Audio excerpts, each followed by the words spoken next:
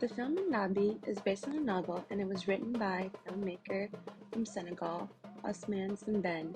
It's set in the early days of Senegal's independence and it tells the story of Ibrahim, an unemployed middle-aged man who has two wives.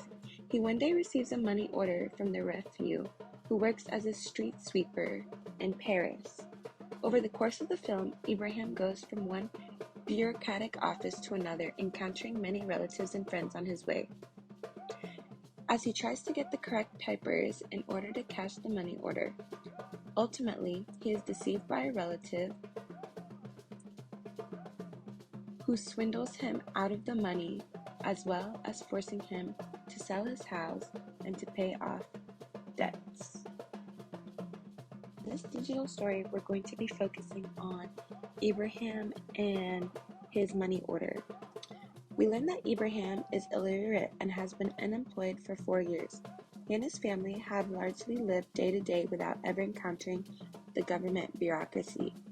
When the money order appears, Ibrahim's collision with the bureaucratic system is quick to expose how older, illiterate, and unconnected men and women are easily made prey to systematic colonial violence. In the movie scene, Ibrahim tries to get a hold of his birth certificate after both the post office and the police precinct deem that he cannot cash the money order without proof of ID. He then goes to the city hall to obtain his birth certificate, only to be met by disaffected and unkind clerks who refuse to help him. Two younger Senegalese people eventually step up to help Ibrahim and read him his birth information, but the proof of Ibrahim's existence only includes that he was born around 1900. The birth certificate scene in the film explores themes of neocolonialism in Senegalese society and also coloniality. Mandabi is about oppression within Africa and the consequences that have been inflicted by the setup of the French colonial government, and how African resources have been abstracted away from African ownership and control over time.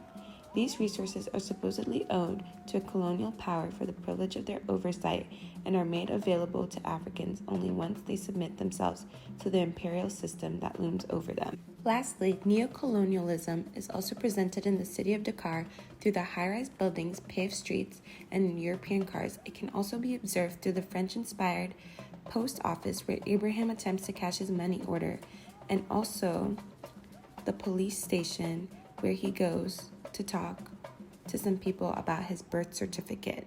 To wrap up the theme of neocolonialism in the film, Sembène decided to write the film in French because he was targeting a specific audience, the Francophone West and a small elite population in West Africa. I greatly enjoyed watching this film for a second time and analyzing the way neocolonialism was portrayed throughout the film, and I would highly recommend this movie to my peers.